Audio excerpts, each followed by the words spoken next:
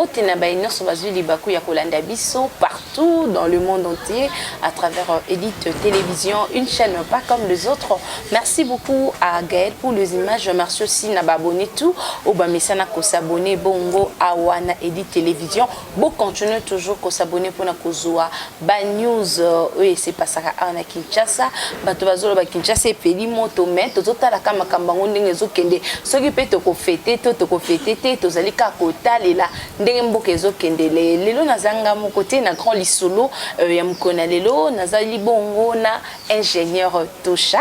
Ingénieur Tosha Azali porte-parole ya Martin Fayulu Madidi Azal aussi pe communicateur ya Lamuka. On appelle déjà bonjour ingénieur Tosha. Bonjour madame Vanessa Moussaou. Vous allez bien? Oui, je veux bien par la grâce de Dieu. Bien habillé hein madame. Oh merci beaucoup. Pareillement avec bon? vous. Oui. Tozomeka meka kaka. Oui. Tozomeka. Oui, ingénieur Tosha, discours, ton message très entendu, il y a la population, la chef de l'État à s'adresser à la population et les cas qui bongo lobby à Vinayo. Donc, et le connu aurait retenir plutôt un message à chef de l'État. Bon, na répondre ngebenende balobana lingala na ba question karanayo. Na rosala ba analyse moko par rapport à ba question na yo. Discours ya monsieur Félix Tshilombo Tshisekedi. Oui, Ndengolobi, le président de la République. Biso tout ozelaki yango. Parce que tu es bien que tu outil na ba consultation. Mboke telemaki pendant au moins 1 mois. Makambo ezaki ya ko telema. Président de la République a recevoir ba tebele na consultation na ye. Tu as la classe sociale nyonso, il y a la couche sociale nyonso, chege, maman maraîchère, la classe, étudiants, société civile, politique. Tu as causé la mesure, il y a makasi. Ndenge yemoko a prometa kike, ce qui consultation sili, à causonge pas la population, à ça la population restitution. Et puis il y a sa population la mesure nini azui pour être mboka et mekako décoller. D'après Yemoko, président de la République, la famille politique n'a cash, Balobi a été blocage des alaki. Pendant les 2 années, il y a bien 2 années de grâce. Et si on a compris qu'il était grâce par rapport à quoi, qui a fait grâce à qui, on a compris qu'il était bien né à grâce. Mais dans le discours à chef de l'État, mais au Bondé ngai na banda causer le côté ngai naza mupandi ya peuple o ngai na banda causer les akaka que au monde ngembule auto si la boyina Kinshasa soko ke na matonge ko mona mai tondi loko les ziba ba mituka moye le kezate oyo ngai peuple congolais oyo ngai petit peuple ndenge to bengaka na kozela eza mai wana ba kire yango mitukeleka oyo ngai na kozela eza avana ya awa na sukoli mai ya mbula pona mai na pompe bimaka isusu te. Oyo ngai na kozela na yo na population congolaise ezozela était lotiliki courant ezonga lobi ko to discours à chef de l'État sur la nyon na radio parce que quand tango linge bandaka boye pan couré ekatani c'est de la honte ça veut dire couré ezate ma ezate banzele ezate on a kozela baso de mouton oyo basala na mbongo ya l'État oyo esili efungwama embouteillage sila oyo esili na note basala ngomwa lombango pour être fluidité. Il y a circulation routière et zala. On a causé les que bana batanga gratuité zala effective. Tous sont les sous na kambuya ba prise en charge ya ba enseigné par les parents tendenge saison na ba école catholique. Oyo to causé là ezali été grammage ya lipa. Parce que moi ma fille a bana ko lia lipa moko même na minute to comme ko lia misato parce que grammage ekiti. Lipa o ezala soki 200 francs comme 400. Grammage yango c'est ekiti. On a causé là que grammage zonga. Moi, on a les lipa moko atondi. On a causé les que fonctionnaire pouvoir d'achat naie et zong na maboko naie. Mais c'est quoi au moni maman. Donc ba discours et si toyoki. Ya on a ngina lo baboy. Ce qui n'a landi ba discours à chef de l'État, discours au chef de l'État ça qui lobby. Makambu nyo sur lobby. Il a raison. Makambu eloko ya mabe à lobby na katu na zate. Ce sont les problèmes quotidiens. Problème au Congolais azana yango depuis azwa pouvoir. Depuis M. Tshilombo a na pouvoir en tant que président de la République, après ta serment, le problème est à Mboka. abanda ba discours na ye wana ya ko promettre biso je veux à peu près 200 promesses ba tutu ba yebi na yebi te soki to ko sa calcul to yeba totala combien na ba promesse ya chef de l'état o esi akokisi autolo ba tazaki bloqué pendant les 2 années mais lobby a récapitulé kaka ba problème parce que on dit les mêmes causes produisent les mêmes effets alors le problème il y a corruption eza ya kala alors le problème insécurité à est eza ya kala alors le problème il y a il y a Banzela, infrastructure. Ce sont les problèmes que nous rencontrons. Ils ont des problèmes existants déjà. Non, ça veut dire qu'ils ont des problèmes. Solution, c'est une bonne gouvernance. Solution à problème union le chef de l'État énuméré qui lobby. Et ça quand on a issu moko. Ce qui est gouvernance c'est ça malamo, ba problème union c'est que ça la résolu nango. Mais ba problème c'est que ça la résolu na mécanisme nini selon yo. Na mécanisme nini biso toza la muka. Biso rassemblement fayouliste. Parce que dans sa porte-parole à président Eli Martin Fayoulou, le plan de sortie des crises, et ça n'a mis ça. Le plan de sortie des crises a été déjà vulgarisé. Tout le monde connaît le méandre de ces plans. Tu proposais que tout ça la réforme, il y a une institution. Tout ça la réforme, il y a makambo nyonso, mboke tambola malamo, tout ça qui n'a pas au côté du gouvernement OT. Tu tout ça une réforme pour la toque une élection de façon que oh tu tu comme on a le crise tout ça nango. Crise de bandit le lendemain à l'élection en 2018. Crise de bandit le lendemain à l'élection en 2018. On a commencé à crier haut et fort, nous, de la Mouka, qu'il y a crise.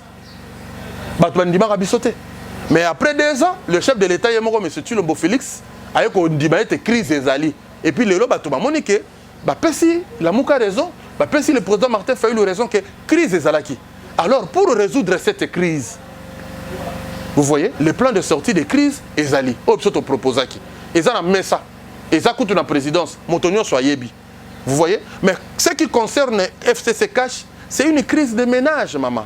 C'est une crise de ménage. Et ça, le colo, Nakati Alibala, papa na maman Baswani, vous voyez? Même les voisins sont les mais il faut en avoir réserve. Mais il y a coalition déjà parce que bah propos il y a chef de l'État l'actif vraiment que coalition FCC Cash vraiment est comme Nasuka. Biso na le cas de monsieur Beleawa, na loba yango et puis je réitère ma position.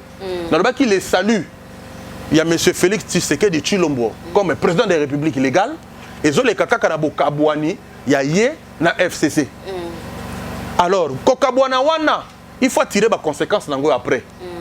Vous voyez, il y a une loi de la dualité qui existe. Lorsque nous ne sommes pas en coalition, c'est que nous tombons directement dans la cohabitation. Celui qui n'est pas chrétien est d'office qui païen. Alors, on ne peut pas non plus avoir une coalition, ne pas avoir aussi une cohabitation. Non, ça veut dire tant que kabwani. La coalition est créée parce qu'il y avait une majorité dans la FCC. Et puis, le président Félix n'avait que la présidence. Néanmoins, il y a une coalition. Alors, cette coalition est katani. Ça veut dire, azui ordonnance, ou soit azui, mais parce que la coalition, il y a une charte, il y a un accord. Il faut avoir papier dans le coma. Le président de la République a commis, je mets fin à cette coalition. La conséquence, tu as enduré, ça veut dire que la cohabitation. Ce qui veut dire quoi? Le ministre Nyonso Yakash va démissionner, va tirer place. Na FCC, hier, le ministère, le gouvernement, la présidence de la République, comme institution, Bakamamboka. N'est-ce pas bongo? Ce qui est bongo, parce que vision chef de l'État est bongo. Vision chef de l'État, ils ont dit que non, c'est la union sacrée de la République. Quand nous voyons l'union sacrée de la République, cela veut dire quoi? Ça veut dire même FCC, ça la peine à union. Même la Mouka, baza na kata union wana. Même Cash, baza na kata union wana. Idée na eza bongo. Ça veut dire c'est comme si Lingi a élargir un peu moins spectre. Batonio so bakota. Tu vois? Et ça, misabi sur le gouvernement, il y a union nationale, il y a salut public, tokenda nango bongo. Est-ce que union sacrée est aussi un mécanisme tout? Mais union sacrée, au moins en politique, on dit on ne fait pas de cadeaux. Oui. En politique, il n'y a pas l'égalité de force, mais il y a le rapport de force. Na minute oyo na discours nalande qui a chef de l'État lobby a lobby a nommé informateur. Mais yango na kasi na union sacrée aussi manengeni parce que il faut reconfigurer majorité au niveau de l'Assemblée nationale. Il faut requalifier yango. Or pour na ko requalifier yango, il faut nommer informateur pour que ne ko identifier une nouvelle majorité. Mais on ne peut pas nommer un informateur, ceux qui gouvernement est en place, ceux qui premier ministre est en place. Vous voyez, il faut commencer d'abord par quoi?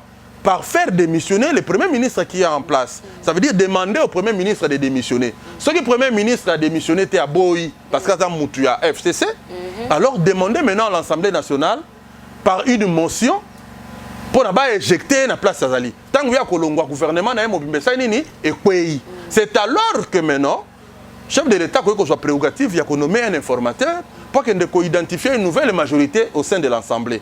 Mais dans le cas de figure, dans un monde le président au salaire voilà dans un bâton qui est un analyste politique quoi. Dans un bâton au salaire parce qu'il y a d'abord un premier ministre qui est en place. Le gouvernement est bel et bien là. Na yoki peut-être le non ministre Moko Yakash a démissionné non. Bangonia Sobazali, ce qui veut dire la coalition continue jusque là. Ça continue parce que bazana on a gouvernement ensemble. Ils co-gèrent ensemble. Donc coalition on est ko kata na mukolo to ngana yo. Tu peux remarquer qu'à niveau de l'Assemblée nationale, il y a une nouvelle configuration. Il y a majorité, ou soit à déclarer ouvertement comme une cohabitation. C'est ça la règle du jeu. Mais si le gouvernement il est-ce que mais il est le président de la République, il fait que décider, non? Non, non, écoutez, le président de la République a violé parce que le pays se gère sous base, sur base de textes. Nous avons notre loi mère qui est la Constitution. La Constitution ne donne pas cette prérogative au président de la République qui a révoqué le Premier ministre. Prérogative, on a pas PCA yangote. Et ça, le papa Nandako, on a mokondi Nandako, yonde mutoka Magandako, mais on a droit à que nous compter Misuni, Nakati Nzungu, ya maman Azolamba. On est à Moussa Nayote. Maman Daza mokondi à cuisine. Vous comprenez? Ce que comme bon, c'est que papa a commis à bandit débordé. On a battu se pélater. Donc, ça, le chef de l'État, il est le premier citoyen de la RDC. Le numéro 1, la première institution, c'est le président de la République. Vous voyez, comme institution. Mais simplement, la Constitution, la BISO est PCM à coquiter. Il y a qu'à révoquer le Premier ministre. Et PCM à coquiller. Mais quand le chef de l'État dit qu'on ne parlera plus de la coalition. Mais tant qu'on ne parlera plus de la coalition, ça veut dire quoi? Dans l'entendement, ceux qui n'ont pas se permettre à reconfigurer la majorité au niveau de l'Assemblée nationale. Ça veut dire créer une nouvelle majorité où vous allez acquise. Cette majorité sera acquise en faveur de dans cette majorité, il y a une union sacrée de la République. Ne place le Premier ministre à Kobima, ne place le gouvernement et vous allez dégager. Donc, Makambouya FCC cache ça nini et quoi. Mais ceux qui paient FCC à vous en union sacrée wana. Mais ils allaient sous coalition FCC cacheté, et ils allaient sur union sacrée de la République. Baroye banengini bakokabola ba poste mike ceux qui FCC pas aux Mwandambu, ceux qui paient ba kota donc ça veut dire motonio soit andimi union sacrée à se retrouver dans le gouvernement wana. Mais bino la muka position na bino na makambo nyoso. Position à la muka ezaboye. Tant batina ki ba invitation ya la mukate. C'est ça le mal. Président tant que convoqué qui et tina ki ba invitation et pas ya ba leader politique. Bah, leader, il y a la mouka. Vous voyez, mais oui, ça veut dire Martin Fayulu en tant qu'individu, en tant que leader, il y a moko. A quoi qu'il parce que de lui-même, a boagi déjà des marches wana. Mais Batina qui fait invitation à la mouka tel comme plateforme, comme étant une plateforme électorale. Alors ce Batina qui invitation à la mouka. Et c'est un qui suko ba leader nyonso. Oui oui. Non, ça veut dire quoi? Et l'ingake simba, il l'ingake sey ngabouye. Présidium mais se réunir. Bango nyonso va se réunir, va lever option.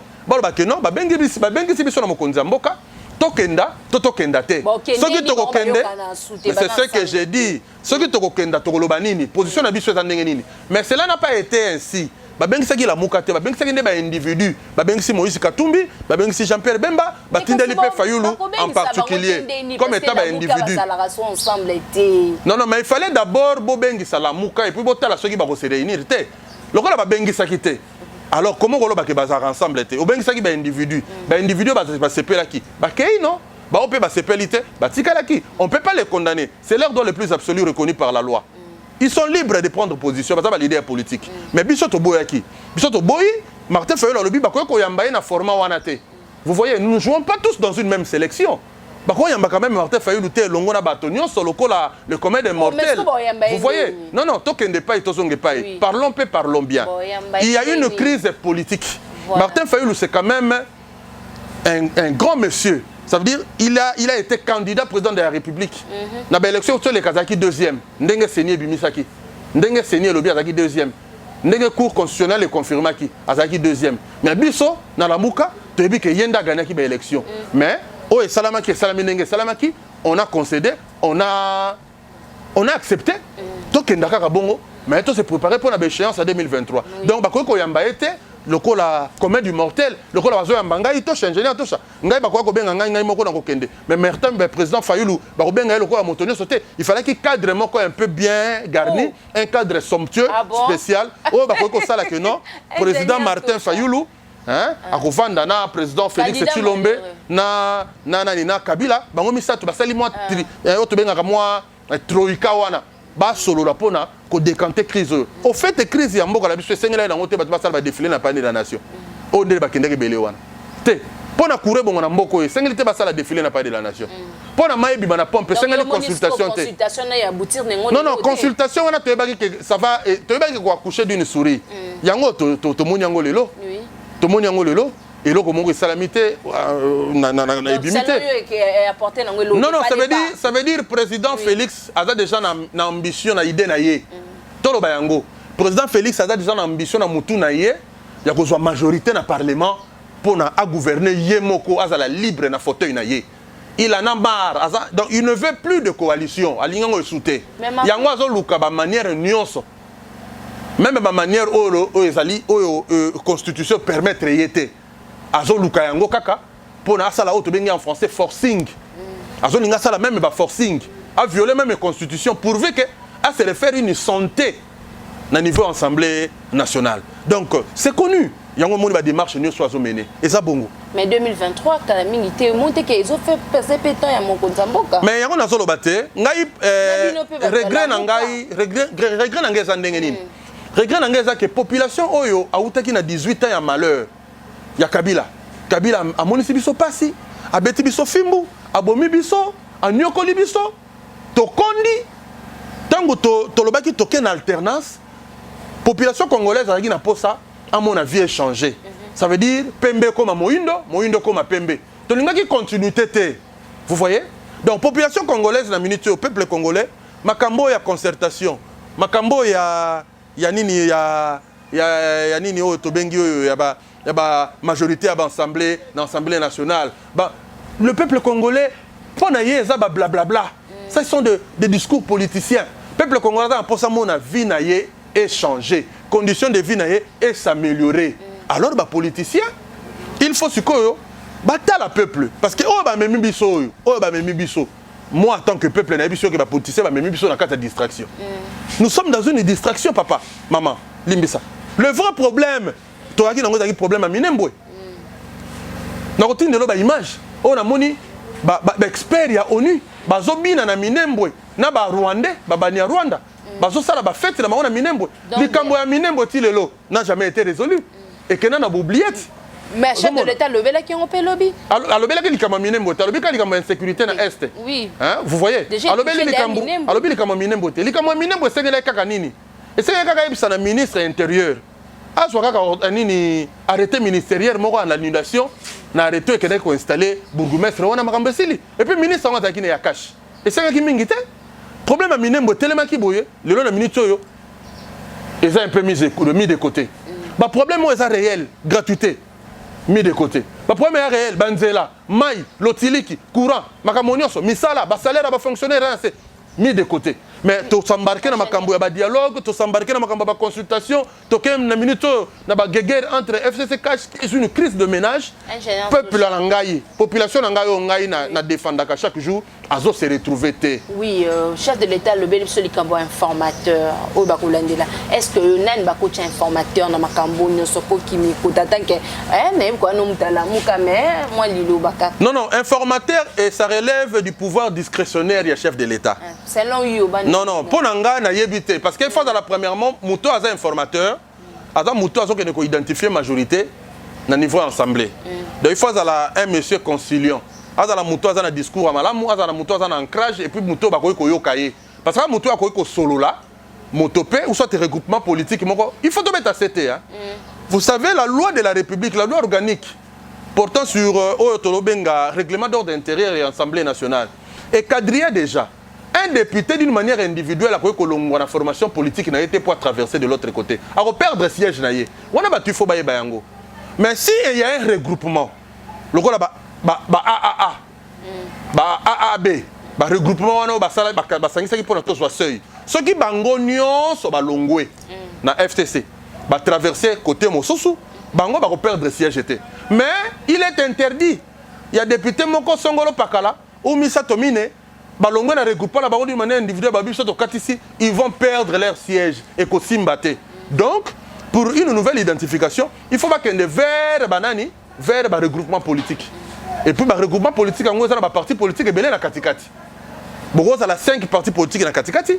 Peut-être 2 partis politiques, c'est pas les balongwa, mais ça tu vas bien sortir na FCC. Ça va encore créer un problème. Mais c'est comme la discussion. Et c'est il faut pas que nous retala mikanda la bango ba sineki et go suka ndenge nini. Ça veut dire au moni que likambo na ebisio ndenge président ba ki salume banda, ngana lobi autrement. La crise me banda. Nandeni. Parce que to côté siko to pesi pena ba juriste musala. Musala voilà. Parce que to bandi siko makambo yo oyo ngai na bino to banda ko boya. Parce que to éviter informateur on so ki ba nommé mission ne kogo soit combien parce que mission informateur on est peut-être 30 jours. Ce qui est simbité ba ko on a 60 jours. Pendant les 2 mois, le pays est aux arrêts. Mboke telemi. Gouvernement va salater va démissionnaire. Au moment que peuple a refait la fin de l'année. Mais si quoi d'autres côté non un dossier à Mabunda samedi, bah tu vas déposer ba mémo na bango mais trouble les salami, les ba recevoir ba courrier, ba recevoir on te ba bureau ya kokanga réaction no vite fait parce que tu connais na suka. Oui, makambu ya maman Janine Mabunda Assemblée nationale. Na biso ka des crise de ménage. Yango zo mona ke ba tumso ba bi pétition salami. Baza ceux qui n'a plus de 200 signatures. Oyo bazo désavoué bureau wana.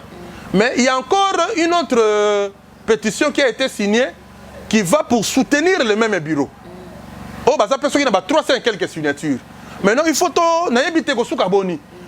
Alors, il faudra maintenant ceux qui ont pétition en union sur commun à bureau, ben examiner. Parce que mon tomo quoi qu'on signé contre bureau, a signé pour bureau. Et puis, une pétition oyo balingi bakoi sa bureau ya Janine Mabunda. Ba tout musu ba komi ko déclarer ba signature na bango ezaki na kati te. Ba musu ba lobi ba doublon za na kati. Bon, de toutes les façons, eza bitumba ya banzoku. Eza guerre moko entre FCC na cash. C'est ça la guerre on a obi que chef de l'état a requalifié majorité na niveau ya assemblée. Donc total la place ba ko koma mais simplement ngai nazo regretter kaka parce que c'est quoi mboke koti na moi mbilinga. Mboke telemi, ba vrai problème ya population na kolobela yango. Eza sous prise à compte été. Population ko fêter nini na fin de l'année oyo. Bana bazo kende kelasi ndenge nini. Covid-19 yango yo balobi bakai bandi ko matamata. Quelle est la politique gouvernementale pour na ko kangelo ko na minute oyo? Ba vrai problème oyo zo toucher société. Na minute oyo, président de la République, gouvernement, FCC cash ba otala yango te. Siko ba tiki biso to ko ma otala ka bango. Pour la guerre, on a des positionnements, c'est la santé, au niveau de l'institution. Alors, le peuple a fait ndengenini, a collecté sa fête, il y a nouvel an, tu vois que non, ce sont les politiciens qui ont pris ce pays en otage. Et quand je parle de politiciens, dans l'Ongoli KHT, dans l'Ongoli FCCT, Bango Nyonso, le peuple en otage. L'autorité morale n'a fait Tshisekedi. Bango Nyonso, le peuple en otage. Parce que la minute, le vrai problème du peuple, c'est la messaté. Na minute ba komi kaka ministre va tourner Assemblée nationale majorité parlementaire. Voilà. Mais descente autorité morale na Lubumbashi les acquis prévus samedi Makenda qui était 2 reports de jet à voyage na moi Liloba. Bon en tout cas na yebité d'après ba source mususu to landaki na ba réseaux sociaux que non on lui avait interdit à voyager. Mais ngai nazoloba yango en tant qu'un légaliste parce que le pays se gère sur base de texte. La Constitution garantit la liberté de déplacement. Moto nyonso aza libre à se déplacer na mboka nyonso dans tango nyonso. Le sénateur a vu M. Kabila jusqu'à preuve du contraire azali accusé azali na mandat d'arrêt azali mapete azali pe na nini na résidence surveillée. Donc azo jouir pe na ba liberté na union constitutionnelle. Ça veut dire que si minute le moi avion na de Chine, il est libre, c'est un père de famille, même si on ça ba na Chine. Si pas le bien qui est na Lubumbashi, qui est na Maniema, il est libre de circuler. Mais maintenant quand on lui a empêché de circuler, bateau ba empêché qu'il a circulé, ba petit biso raison nini. Tolingi mboke za na kimia. Biso tolingi mboke za na kimia. tolingi guerre te tolingi mobulu te soki tozosala bapositionnement na biso tozoluka bapouvoir na biso politique mais topense mpe na peuple oyo lelo soki eyindi awa bakovana na ndako bozala na eloko ya kolia te bozala na mai ya komela te derrière déjà ntango nanu guerre eza te mobulu eza te toza déjà na pasi ebongo lelo soki ekomi oyo lisasi ebeti monduki eleli awa tokosuka mabe na yango na kosenga na chef de l'état ameka kozala au-dessus de la mêlée. Ça veut dire que conseil belé à conseiller na besoin entouré surtout les extrémistes à ça la moi keba ba mesure musu soit mais un peu kozwango en perte de famille de façon qu'il y ait pas de casse quoi et ça la tête que nous azolinga boma fourmi la mesa na marteau sinon te ba dégâts qu'on allait belé donc ça soit ba mesure eux qu'on la salvatrice pour la nation mais à ça la paix moi keba pour qu'il y ait de l'équilibre dans la nation. Oui, ingénieur Tosha n'a rappelé bien nos ingénieurs to kabane bongoté sans pourtant à le bilan makamba fibre optique ata moi muké pour to système. Na loba déjà makamba fibre optique na loba yango. Au moni tant chef de l'état lobi qu'il faut maintenant les 3 années au etikalier za la bane moko ya mosala il faut suko chef de l'état à matérialiser ba conseil na pesaka ye. Ça veut dire autour de lui, à ça la ménage. Quand on parle du ménage, ça veut dire quoi? Ah, mais quand on adresse là, il faut réduire le gouvernement. Mais à ce quand on a gouvernement, tu as réduire l'institution, même la présidence. Il a au moins 720 conseillers. À réduire il y a des conseillers. À regarder même 20 conseillers, c'est suffisant. Même 20 conseillers pour naïe, ça suffit. Les conseillers, ils pas naïe, on a un salaire à 6 000 $, on a 18 000 $. Ba conseil musu ba komina rang ba ministre eza bazolia mbongo à l'état mais na ngo siko na domaine ngai ya pète éthique na c'est toujours chef de l'état ameka un peu cette fois-ci batie la biso na moto ya domaine wana ya ministère ya pète éthique moto o ayebi télécommunication. Moi je suis un expert de télécommunication, moi je fais les études de télécommunication mais tant ba pesa ka domaine wana na moto o ayebi domaine wana te parce que le domaine de la télécommunication est comme un l'État. Or, quand la fibre optique est installée, il y a un support de transmission de la dernière génération et comme un bon est belé dans l'État. Vous voyez? Et ça, il y a des sur le lot, comment on sait Internet, comment on a méga. Mais ce qui est fibre optique est continue dans la venue. Ce qui est sali FTTH, ça veut dire que tu as le déploiement sur Koyo, domestique. Ça veut dire que tu as un répartiteur, une cabine de distribution dans chaque coin de rue. Ça veut dire un travail de maître. To sali yango to kaboli yango na Gombe Mobimba to kaboli yango na Matete na Lemba ça veut dire motonio soit comme ko zwa connexion na ye ndeti to zwa ka courant ya SNEL to créer réseau wana FTTH domestique oyebi ke motonio so lopango moko bataka na poste internet soki ata lopango moko esengi mwa méga na ye ya 50 $ le mois ya 100 $ le mois mais to kozala na mbongo combien na caisse ya l'état mais ça domaine est négligé. Pourquoi? Parce qu'il n'y a pas des initiatives. Bato bazo kamba domaine wana bazana maele wana te. Baza incompétent dans le domaine de la télécommunication. Chef de l'État ameka ko zwa bato ba ebi misala na domaine wana atia bango pour mboke ke liboso. Merci beaucoup. C'était là ingénieur Tosha, votre numéro de téléphone. Na ba ina so bazana besoin contacter ingénieur Tosha. Oui, le numéro de téléphone nanga ezalaka 081 53 75 019. 081 53 75 019. Et ça, le numéro WhatsApp, on va continuer le débat dans la coulisse, soit hors au plateau. On peut s'appeler Toza Banamboka, Tozo Bundaka Kapona, conditions de vie à peuple congolais, ça a échanger. Merci beaucoup Nabinotou, Bozalaki et Bélé pour Nakolanda Bisso de partout dans le monde entier. Merci beaucoup à Toricia. Je dis bonjour à Toricia. Merci beaucoup aussi. Là c'est la fille de ingénieur Tosha. Merci beaucoup. Merci beaucoup aussi à Gaël. Merci beaucoup à Rokar Missi, le mignon garçon depuis 0033. Merci beaucoup Nabaïno Soboningara Bisso. Vous continuez toujours à s'abonner. Bon, et tout ça là bien, à s'abonner à Wana Elite Télévision. D'ici là, portez-vous bien. À bientôt. Bye.